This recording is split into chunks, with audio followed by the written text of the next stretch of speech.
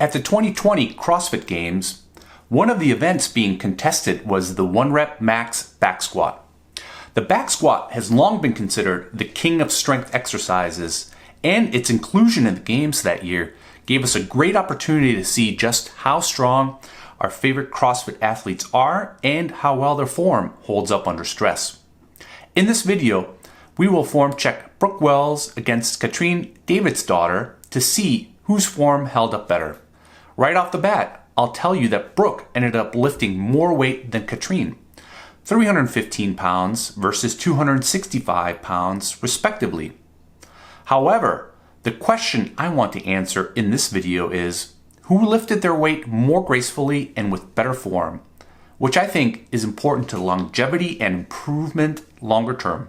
Therefore, get ready to go deep, pun intended, as we utilize the latest in AI technology to do a comprehensive form check on these two CrossFitters. For the best video comparison between these two athletes, I will be using the front-facing camera angle. This is the best angle for my computer vision model and allows me to standardize and consistently compare the results between these two.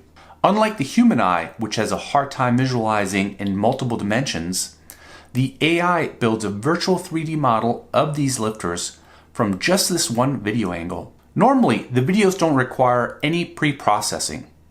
However, I ran a function to eliminate camera shake from some of the frames to clean up the data.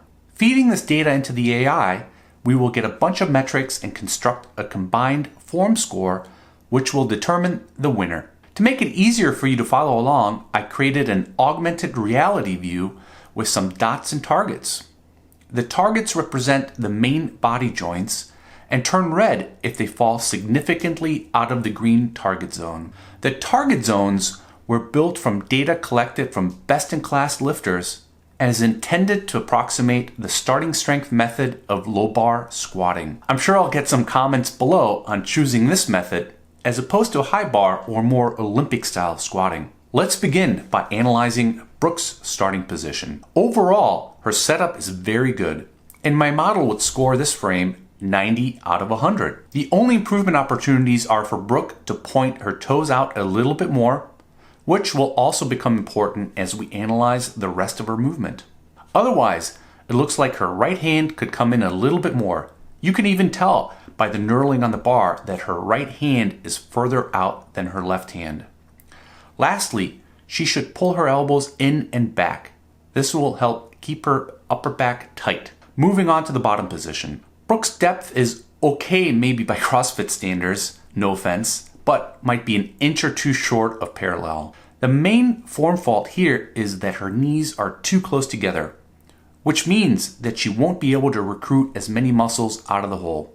This problem is accentuated on the way up as her knees almost touch in what is called knee valgus. As her knees cave in, she loses all upward momentum and hits a big sticking point. Although struggling, she does finally manage to widen and extend her knees to finish the lift. Here is Katrin's squat. Let's compare her starting position. Similar to Brooke, she has a very solid setup. I really have no complaints here, and the algorithm scores this frame 92 out of 100. Moving on to the bottom position, she manages to get exactly down to parallel. Like Brooke, but not as much of an issue, I would like to see her knees pushed out a little bit more. Her posture is a little too upright, which means that she won't be able to engage her posterior chain as effectively out of the hole, which leads me to discuss two main issues I see coming out of the hole. First, her knees also start to cave in, which is not as extreme as Brooke's knee valgus. What you'll notice is that her right knee comes in more than her left, which then also causes an imbalance in her kinetic chain. Notice how the bar is leaning to the left. The second main issue with this position is that Katrin throws back her head looking towards the sky for help from the Norse gods. Keeping her head down and in a more neutral position with the spine will help her generate more power from her hips. Now, let's stack the two views on top of each other and include some charts showing back angles and hip depth. First, from this perspective, we can see that it takes Brooke and Katrin about the same amount of time to complete the rep, a little over 4 seconds. Brooke gets down into the hole a little bit faster, but shallower. They both do a good job of keeping the bar balanced over midfoot during the entire movement. However, as is apparent from the stick figure side projection, they differ in their knee and hip extension. Katrin extends her knees and shoots her hips up out of the hole. This causes her back angle to become more horizontal, causing her to have to almost good morning the weight the rest of the way up. That might also be why she is compensating by throwing her head back. Switching over to the power charts also provides an interesting perspective. This chart shows the power output measured in watts from the bottom of the squat to the top. Katrin on the bottom has a steady power output between 200 and 300 watts, and then a final surge of 1000 watts at the end.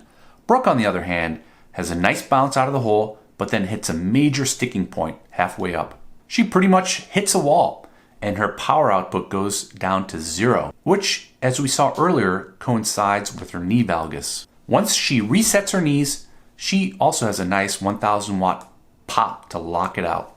Now let's take a look at the final results. This is how the final AI model scores stack up between Brooke and Katrin. Brooke comes in with a final score of 78 out of 100. Although she has a good starting position, she ran into some problems in and out of the hole. Not reaching full depth and letting her knees cave in are the primary factors for her lower score. Katrin comes in with a final score of 80 out of 100, slightly edging out Brooke. Like Brooke, she had a solid starting position, but her score came down because of her more vertical back angle on the way down and then flipping to a more horizontal back angle on the way up, caused by her hips shooting up. With a few of these corrections, I'm confident that both of these amazing athletes can continue to push up their squats. I hope you enjoyed this video and the quantitative approach we took to do these form checks. This Formcheck AI model is not perfect by any means, and I'm sure there's something I've missed in my analysis or the development of the algorithm. If you have any thoughts or suggestions, please drop a comment down below. Thanks for watching.